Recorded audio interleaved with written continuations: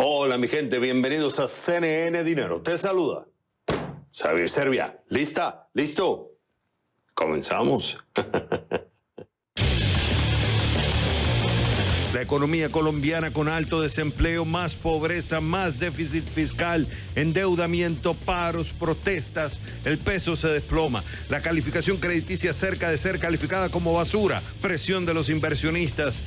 Por eso pregunto, ¿cómo estabilizar una economía afectada por la pandemia del COVID-19 y creciente crisis sociopolítica? Lo averiguamos. El ciberataque a uno de los oleoductos más importantes de Estados Unidos es un recordatorio de los peligros que enfrenta la economía estadounidense. Por eso pregunto, ¿qué se puede aprender de esto? Lo averiguamos. Crece el ritmo en la transición a energías más limpias y renovables, lo que implica mayor demanda de minerales y por eso pregunto, ¿esto nos expone a otros riesgos ambientales y de seguridad? Lo analizamos. ¿Planeas cancelar tu tarjeta de crédito? En un nuevo Dime Xavier te digo si afecta tu puntaje o no. Desde la Ciudad del Sol, Miami, comienza el único programa que vive la economía. Este es CNN Dinero, que arranca en 3, en 2, en 1. ¡Vámonos!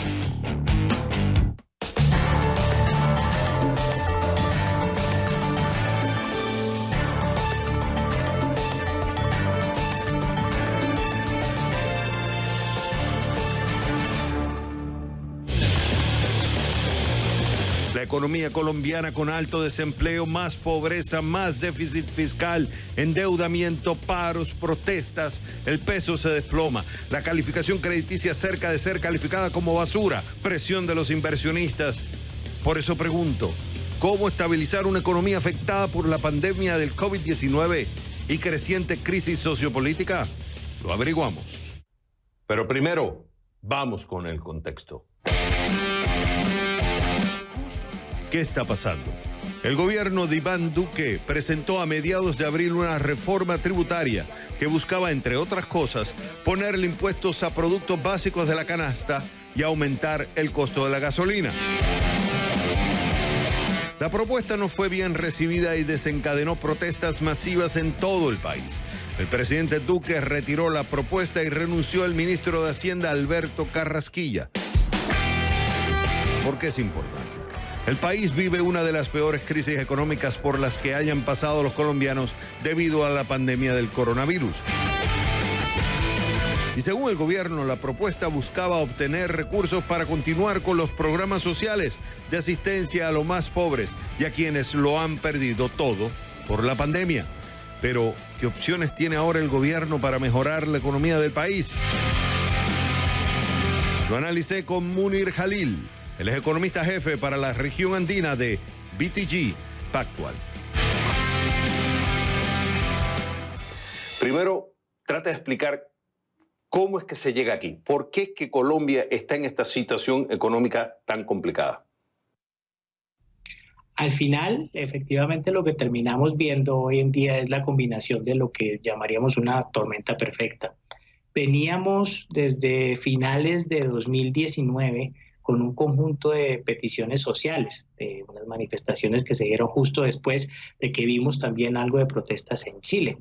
Y se había comenzado por parte del gobierno nacional en ese momento con toda una discusión que ellos habían llamado la conversación nacional para tratar de ahí sacar algo. Llega la pandemia y esa parte de la historia, digamos, queda como en una pausa. Teníamos también, por el lado económico, una necesidad de un ajuste fiscal que inclusive antecedía la pandemia. Solamente que cuando llega la pandemia, pues tenemos que incurrir en gastos adicionales para poder de alguna manera cubrir los gastos tanto de salud como sociales que fueron generados pues, por tratar de mitigar los impactos de la pandemia. Y entonces las necesidades fiscales se hacen aún mayores. Y para colmo de males, yo me atrevería a decir pues que toda la región estamos en medio de un ciclo político que está comenzando, que comenzó este año y que ya vimos elecciones en Ecuador, en Perú, en Chile, tenemos precisamente ya muy cercanas, y eso lleva a que esa combinación de factores pues se buscaran una salida, y en ese sentido el proyecto de reforma tributaria que intenta pasar y que presenta y que manda al Congreso para aprobación el Ministerio de Hacienda se convierte en el catalizador perfecto para que todas estas cosas confluyan y se genere esta protesta social que estamos viendo hoy en día. Estuve viendo lo que pude leer de la reforma, yo sé que es compleja, pero resumidas cuentas es aumento al IVA, lo cual estaría afectando parte de la canasta básica, eso afectaría a aquellos también, o sea, sería regresivo en algún sentido porque las personas de menos ingresos se verían afectadas. Y ahí ya entonces con el descontento que ya de por sí hay, por el efecto que ha tenido la pandemia, por la demanda hay un problema de pobreza, desempleo, etcétera, etcétera. Pero también se aumentaban los impuestos, o sea, la base tributaria se aumenta, o sea, más personas de menos ingresos tendrían que pagar más impuestos. Claro, había también el impuesto a las empresas, pero el impuesto de alguna forma estaba afectando los bolsillos no tan solo de las personas más adineradas, sino de las personas menos adineradas. Lo cual el gobierno argumenta, necesitábamos aumentar los ingresos porque tenemos un serio déficit y si nosotros no aumentamos los ingresos la situación se va a complicar más, lo cual los acreedores van a empezar a exigir más y de alguna forma la economía colombiana, o vamos a decir el gobierno, la parte fiscal, depende de esos inversionistas y también los ingresos del petróleo, que hay que poner en la ecuación la caída de los ingresos del petróleo. ¿Estoy haciendo un resumen correcto? Efectivamente, cuando se presenta esta reforma fiscal, pues lo que viene es toda un conjunto de modificaciones. Es una reforma la más grande, ambiciosa en términos de consecución de recursos. Esta reforma buscaba 2 puntos porcentuales del PIB, cuando la historia de las reformas tributarias en Colombia, que las tenemos cada 2 años, desafortunadamente, pues nunca pasan de un 1%. Y de una forma siguiendo las recomendaciones que había hecho una comisión de expertos liderada por la OECD para tratar de mirar el tema de exenciones tributarias en Colombia. Entonces se junta todo eso y viene con una carga grande en lo que corresponde, sobre todo de ese 2 puntos del PIB. La gran mayoría estaba en ese componente de IVA que mencionas y además en un incremento a las rentas, los ingresos de personas naturales, de los individuos, lo cual pues también no terminó calando a la población en general. O sea que ya de por sí está complicada la situación, viene la pandemia, estos paros y protestas lo que hace es exacerbar la situación y complicarla más.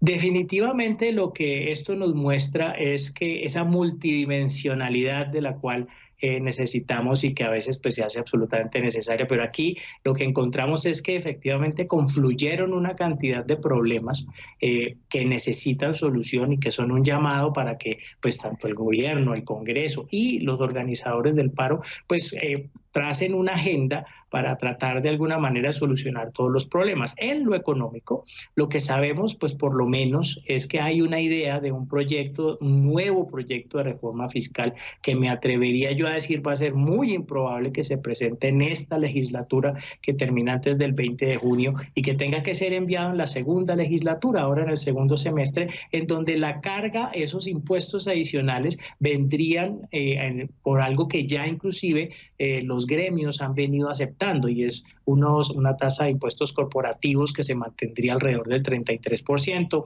unas deducciones que ellos iban a poder hacer que ahora ya no harían y entonces eso le liberaría unos recursos al fisco y por otro lado también un impuesto a los dividendos y un impuesto a la riqueza, un impuesto al patrimonio. Esa sería la gran concentración sin tocar IVA y sin tocar el impuesto de las personas naturales de bajos ingresos. ¿Cómo ves la situación? O sea, ¿ves la botella media llena o media vacía? Yo entiendo que está la parte optimista y que hay oportunidades para ser optimista, pero también hay eventos y situaciones que están pasando y coyunturas que te llevan a ser pesimista. O sea, ¿cómo lo ves tú? Yo definitivamente creo que en este momento, en este preciso momento, estamos en esa fase en donde hay que tomar esa decisión de cuál de los dos caminos, cuál es la interpretación que le vamos a querer. Vamos a querer tomar esta crisis, querer tomar esas sugerencias, peticiones, esas peticiones que se están haciendo por parte de los organizadores del paro, que muchas tienen cosas que yo creo que la gran mayoría de colombianos inclusive no estaríamos para nada en contra de discutir, de poder hablar, temas como la corrupción, temas de hablar de una reforma pensional, hablar también en el tema económico de, pues, de inclusive una reforma tributaria. Los mismos, una cosa que me ha sorprendido de las peticiones que estamos escuchando por parte de los organizadores del paro es que ellos no le están diciendo no a una reforma tributaria, le están diciendo no a una reforma tributaria regresiva, y eso es una discusión. Yo creo que campo, espacio para conversar y para llegar a acuerdos definitivamente existe. Lo que no podemos es, me parece, debemos acelerar un poco más las negociaciones para de alguna forma, en ese sentido, tener ya una agenda que podamos, tanto el Poder Ejecutivo como el Congreso, ahora en la segunda legislatura, la que comienza el 20 de julio, que se pueda concretar eso en leyes que se puedan ir aprobando y que de alguna forma estos organizadores pues sientan que se les está escuchando, que sus voces se están convirtiendo en proyectos y que entonces podemos funcionar y no hay necesidad de volver o de estirar más estos paros o de hacer nuevos paros. Munir, fue un gusto haberte tenido en el programa. Lo mismo, Javier.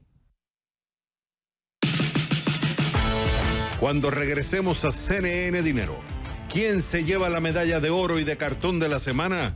Eso, al volver a The Number One, CNN Dinero. Una ola de alzas de precios afecta a varios productos de consumo y materias primas, en parte debido a la reactivación económica global. Los precios de la madera están a su punto más alto, gracias al aumento de la construcción de viviendas. También el precio del cobre y el acero alcanzaron niveles récord. Entre los productos agrícolas, el maíz llegó a su nivel más alto desde el 2012. Y en productos de consumo se espera un aumento en los precios de pañales y en artículos de electrónica debido a la escasez de chips o semiconductores. Inversores y economistas temen que esta alza sea una tendencia sostenida, pero la Reserva Federal, el Banco Central de Estados Unidos, ha sido clara en afirmar que cree que la inflación será transitoria. ¿Y quién gana esta semana? La industria de los restaurantes. ¿Por qué? Los clientes están regresando. ¿Qué pasó? El porcentaje de comensales en Estados Unidos aumentó del 75% el 1 de marzo pasado al 87% el 29 de abril, en comparación con los niveles del 2019. En algunos estados como Florida y New Jersey, la ocupación ha alcanzado el 100% en los últimos días, según los datos de OpenTable, una plataforma para hacer reservas que mide mercados con 500 o más restaurantes y en los que al menos el 10% acepta reservaciones. ¿Qué pasa? La directora ejecutiva de la plataforma explicó a Bloomberg TV que tan pronto como las ciudades o los estados anuncian restricciones más flexibles para cenar, OpenTable comienza a ver un aumento de las futuras reservas en esas áreas. Claro, el porcentaje de clientes sentados en restaurantes todavía se mantiene por debajo de los niveles prepandémicos, pero el número cambia a medida que los restaurantes vuelven a abrir, esto según la directora de esta plataforma. Como los clientes están regresando, la industria de los restaurantes se lleva esta semana la medalla de oro de CNN Dinero. ¿Y quién pierde esta semana? ¿Por qué? Más de 40 fiscales le piden que desista de su idea de un Instagram para niños. ¿Qué pasó? El lunes, 44 fiscales generales de Estados Unidos le enviaron una carta al director ejecutivo de Facebook, Mark Zuckerberg, instándolo a desechar los planes de crear un Instagram destinado a usuarios menores de 13 años. ¿Cuál fue su argumento? Que el uso de redes sociales puede ser perjudicial para la salud y el bienestar de los niños, que ellos no están equipados para afrontar los desafíos de tener una cuenta en las redes personales y que históricamente Facebook no ha logrado proteger el bienestar de los niños, entre otros, en sus plataformas. La carta llega menos de un mes después de que grupos de seguridad infantil y el Congreso expresaron preocupaciones similares. Pero Facebook afirma que un servicio de este tipo les daría a los padres un mayor control sobre la actividad en línea de sus hijos y que están dispuestos a trabajar con las autoridades sobre sus preocupaciones. No sabemos dónde terminará la idea de hacer un Instagram para niños, pero lo cierto es que los reguladores están expresando su preocupación. Aunque puede ser un comienzo para buscar puntos comunes entre las partes, como también puede ser la señal de que Instagram para niños no verá la luz. El tiempo dirá. Pero como es una bandera roja para Facebook, esta semana se lleva la medalla de cartón de CNN Dinero. Cuando regresemos a CNN Dinero, el ciberataque a uno de los oleoductos más importantes de Estados Unidos es un recordatorio de los peligros que enfrenta la economía estadounidense. Por eso pregunto, ¿qué se puede aprender de esto? Lo averiguamos al volver a The Number One, CNN Dinero. Estados Unidos acordó levantar la prohibición a la empresa de tecnología china Xiaomi, impuesta por el gobierno del expresidente Donald Trump. Según una presentación en un tribunal de Estados Unidos, el acuerdo fue alcanzado este martes entre el Departamento de Defensa y Xiaomi. El tercer mayor fabricante de teléfonos inteligentes del mundo no hizo comentarios, pero envió a CNN una copia del documento judicial. Según el documento, ambos siguen negociando los detalles del acuerdo y esperan finalizar una propuesta conjunta para el 20 de mayo. El ciberataque a uno de los oleoductos más importantes de Estados Unidos es un recordatorio de los peligros que enfrenta la economía estadounidense. Por eso pregunto, ¿qué se puede aprender de esto? Lo averiguamos. Jorge, vamos a llevar esto por partes. Primero, ¿por qué Colonial Pipeline o los oleoductos Colonial, que básicamente es una empresa privada que mucha gente tiene, invertido en ella, tanto en Estados Unidos como fuera de Estados Unidos, es importante desde el punto de vista estratégico para Estados Unidos? Bueno, es un sistema logístico extremadamente complejo que comienza en Houston, donde están las grandes refinerías de este país, pero también conecta a las refinerías de Luisiana, con un sistema de poliductos que va desde Texas hasta el estado de Nueva York. Ese sistema de poliducto está conectado con un sinnúmero de terminales en ciudades en Georgia, en las Carolinas, en Virginia, en Tennessee, en casi entre 15 y 17 diferentes estados. Ese es con Plantation, que es otro poliducto también pequeño. Es la principal fuente de movimiento y de logística de combustibles de gasolina, diésel y jet fuel para los aeropuertos, desde Houston hasta Nueva York. O sea que tienes estados importantes como la Florida, desde el punto de vista económico, en Nueva York, que es sumamente importante, Connecticut, o sea que es importante desde el punto de vista económico. Y fíjate que aquí tengo data, 5.500 millas, 2,5 millones de barriles por día, 29 refinerías están conectadas, 267 terminales. Tiene 7 aeropuertos y 5 bases militares. O sea, que es sumamente importante para la economía. Con la excepción, Javier, del sur de la Florida, que está totalmente independiente de sistema, ya que el sur y el centro de la Florida dependen del transporte marítimo que entra por el puerto de Tampa, por el puerto de Port Everglades y por el puerto de Jacksonville. En la Florida, el único área que es impactada es el área de Tallahassee y Panama City, que todo eso se suministra de la terminal de Colonial, que está en Bainbridge, Georgia, a 40 millas de Tallahassee. Pero el resto del estado de la Florida es independiente desde el punto de vista de Colonial. Es interesante, entonces, como que cada estado, o sea, de alguna forma no todo está conectado en una sola terminal, sino que hay diferentes terminales. O sea, que hay una distribución que aunque se afecta el este, no necesariamente se está afectando todo el país, ¿correcto?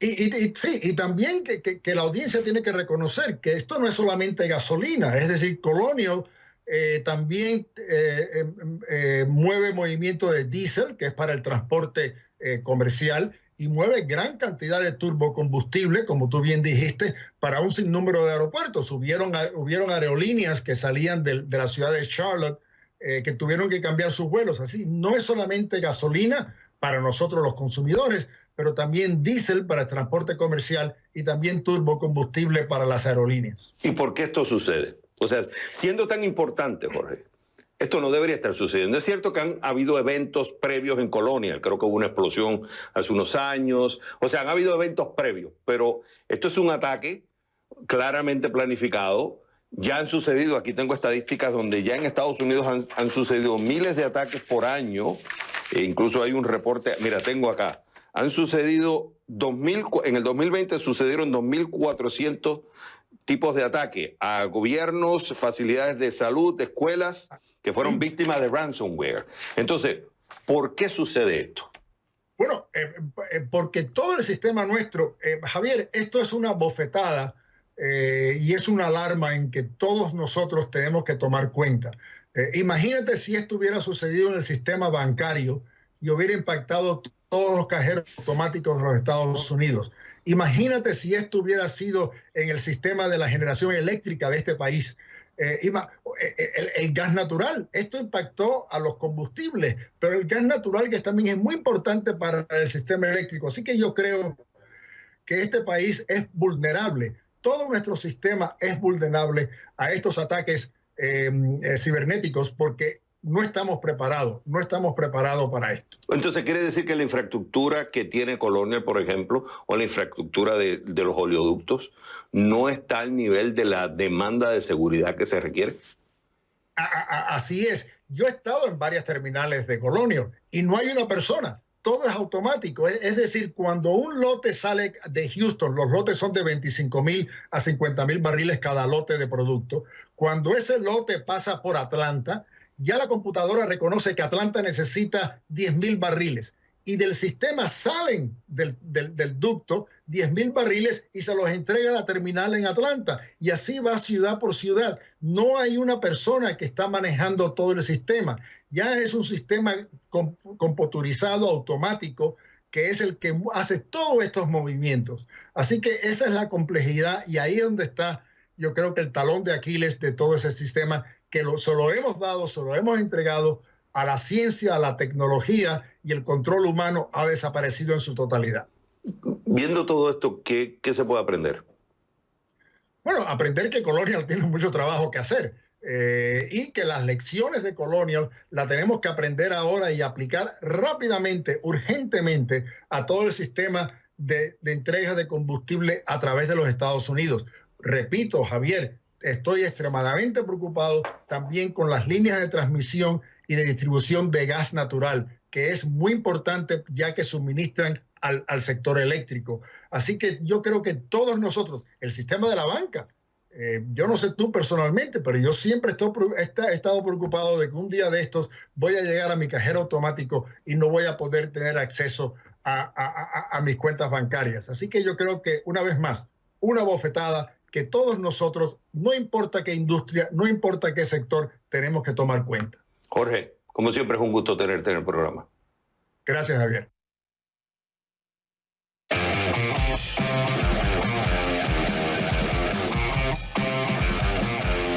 Cuando regresemos a CNN Dinero, ¿planeas cancelar tu tarjeta de crédito? En un nuevo Dime Xavier te digo si afecta tu puntaje o no. Al volver a The Number One, CNN Dinero. Luego de meses de promocionar el Bitcoin, Elon Musk dice de manera repentina que Tesla no lo va a aceptar como pago para sus vehículos eléctricos. ¿What? Su argumento es el alto costo ambiental de la criptomoneda. En una publicación en Twitter, Musk escribió lo siguiente y cito: "Estamos preocupados por el rápido aumento del uso de combustibles fósiles para las transacciones del Bitcoin, especialmente el carbón, que tiene las peores emisiones de cualquier combustible", cierro cita. Agregó que la criptomoneda es una buena idea en muchos niveles y tiene un futuro prometedor, pero esto no puede darse con un gran costo para el medio ambiente. Hasta el momento, Tesla no ha respondido cuántos vehículos se han comprado con Bitcoin o si Musk desconocía previamente su impacto ambiental. Lo cierto es que tras el tweet de Musk, la criptomoneda se desplomó un 12% este jueves por la mañana, bajando a los $49,300, según el sitio CoinDesk.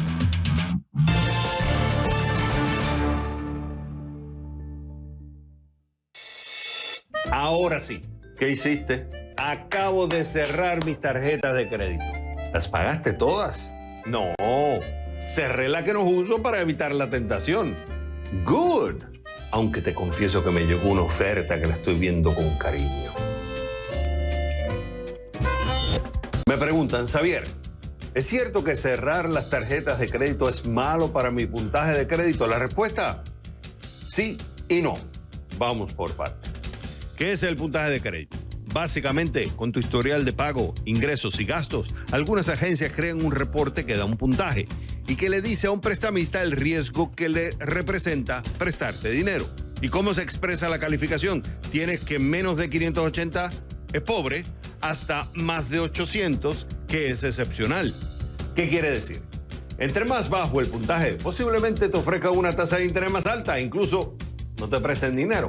Y entre más alto el puntaje, posiblemente te ofrezca una tasa de interés más baja y pagas menos. ¿Cómo lo calculan? Ellos usan la información que está en tu historial de crédito. Por ejemplo, en Estados Unidos, FICO la agrupa en 5 categorías: crédito reciente, tiempo de historial de crédito, tipos de crédito, cantidad deudada, historial de pago. Cada una de las categorías tiene cierta relevancia en el momento de calcular el número. Mientras el crédito reciente, tiempo de historial de crédito y tipo de crédito se llevan juntas el 35%, las que más pesan son la cantidad que debes, con 30%, y el historial de pago o cuán bien pagas, con el 35%. Hay muchas razones por las que quizás quieras deshacerte de una o varias tarjetas de crédito. Te estás endeudando demasiado, no las usas, no puedes manejar varios créditos a la vez, o te recomendaron que es mejor no tener crédito que tener crédito malo si vas a pedir un préstamo. Y cualquiera que sea la razón, antes de tomar una decisión considera: número 1, ratio de utilización de crédito. Este índice compone el 30% de tu puntaje de crédito. 30%, que es básicamente la relación entre tus saldos actuales y tu crédito disponible.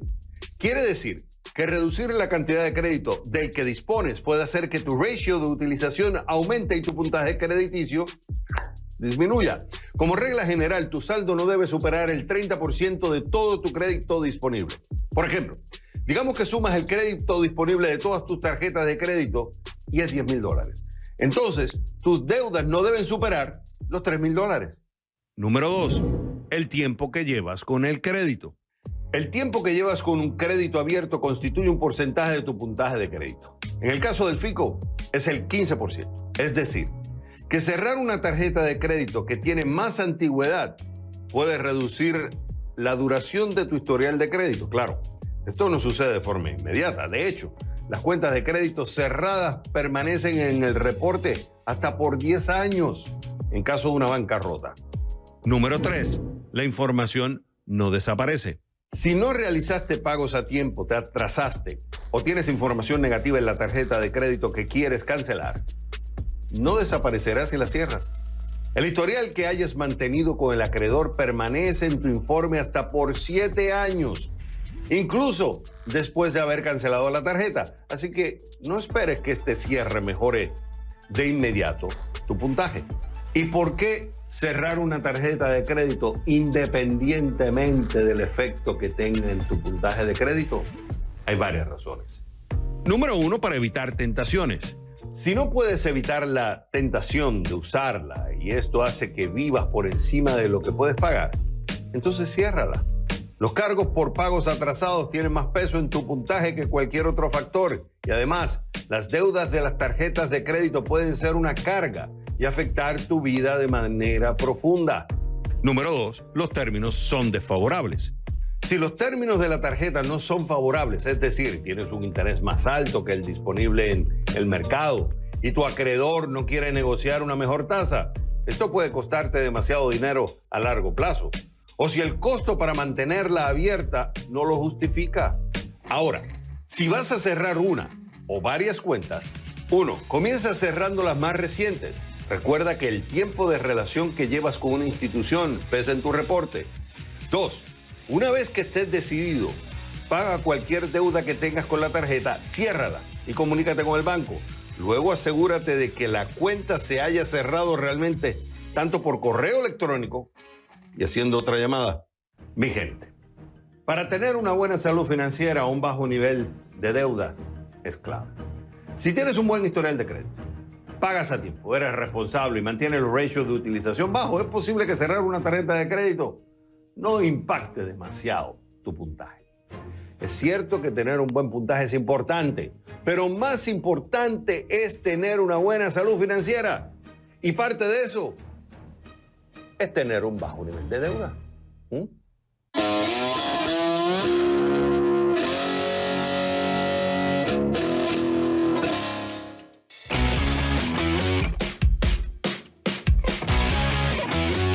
Cuando regresemos a CNN Dinero, crece el ritmo en la transición a energías más limpias y renovables, lo que implica mayor demanda de minerales. Por eso pregunto, ¿esto nos expone a otros riesgos ambientales y de seguridad? Lo analizamos al volver a The Number One, CNN Dinero.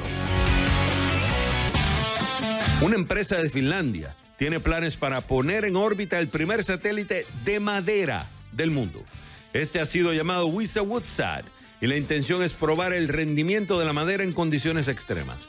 Es una creación de la compañía de tecnología Arctic Astronautics y la empresa de diseño Hold y UPM Plywood.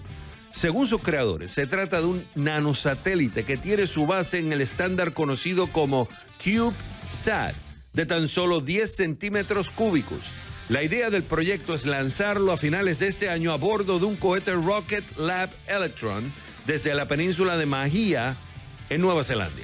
La misión expondrá la madera en condiciones extremas de calor, frío, vacío y radiación. Esto, aseguran, ayudará a evaluar su rendimiento para estructuras espaciales futuras, como estaciones espaciales o incluso naves. Crece el ritmo en la transición a energías más limpias y renovables, lo que implica mayor demanda de minerales y por eso pregunto, ¿esto nos expone a otros riesgos ambientales y de seguridad? Lo analizamos. Gustavo, estuve leyendo el reporte del EIA. Bueno, leyendo más que todo el reporte ejecutivo, lo que viene siendo el sumario ejecutivo. Y es interesante porque dice que estamos, por un lado, la transición hacia las energías renovables cada vez es más rápida. Hay un aumento en el uso de la energía renovable, pero hay unos retos con el tema de los minerales. Porque para poder producir la energía renovable necesitamos más litio, necesitamos más cobalto, necesitamos más níquel, sea para la energía solar, sea para las baterías de los autos eléctricos. ¿Estamos nosotros preparados para suplir esa rápida demanda que se está exigiendo a los países de hacer esa transición a la energía renovable? ¿O estamos enfrentando un problema de que no tenemos los recursos necesarios para suplir esa necesidad? Yo pienso que estamos preparados para suplir al menos algunos de estos minerales. El litio, desde luego, hay capacidad para suplir la demanda futura, digamos, y ahora con el cobalto es un poco más complejo porque el cobalto es un mercado mucho más pequeñito que el del litio, ¿no? Y una parte muy importante de ese mercado lo provee la República Democrática del Congo. Entonces, hay productores que no quieren comprar a la República Democrática del Congo porque ahí hay temas de derechos humanos que en opinión de los accionistas no se cumplen. Entonces, han instruido a sus compañías de no comprar a la República Democrática del Congo. Pero yo diría que en cuanto a litio y níquel no hay problema. En cobalto yo creo que la oferta es un poco más compleja. Entonces, lo que quiere decir, fíjate que el Acuerdo de París, si no me equivoco, lo que estaría exigiendo cero emisión para el 2050. Entonces, sí. El IEA está pidiendo de alguna forma, está estimando de alguna forma que para eso habría que al menos lo que vienen siendo las turbinas de la energía eólica tiene que incrementar por 3 veces para el 2040 y los carros eléctricos en 25 veces para el 2040. Y ellos dicen que para poder llegar a ese pedido, o sea, hay un pedido para el 2050, para poder llegar ahí hay una serie de retos. Y en la situación actual como estamos, especialmente con el tema de los minerales, que son sumamente importantes y esenciales para poder producir esta energía renovable, no está. O sea, se va a necesitar una serie de cambios. Primero, diversificar la producción, lo cual ahí viene el tema, como estábamos hablando del cobalto, como dice usted, el caso del cobalto. Pasa de que está concentrado en unas áreas específicas la producción de minerales. Para poder producir esos minerales requiere también altas dosis de energía, lo cual trae otro reto. Vas a necesitar, ¿cómo vas a sacar toda esa cantidad utilizando energía que no es renovable? ¿O estoy equivocado en esa lectura?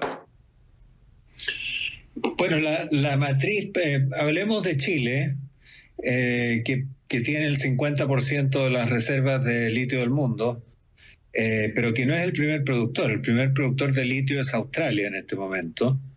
Pero Chile tiene una matriz eléctrica que ha ido evolucionando hacia más renovable, pero tiene todavía como un 50% de combustibles fósiles, ¿ya? El resto es renovable, ya sea convencional o no convencional, o digamos no convencional.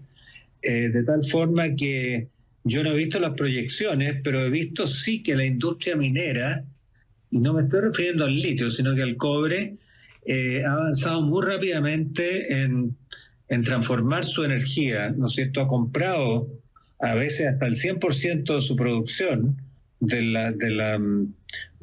abastecimiento de la energía para la producción en energía renovable. Hay minas muy grandes que tienen ya 100% fotovoltaico, más que eólico, ¿eh? ¿Cuál es la diferencia para que podamos entender cuál es la diferencia entre eólico y fotovoltaico? Bueno, el fotovoltaico depende de la energía solar.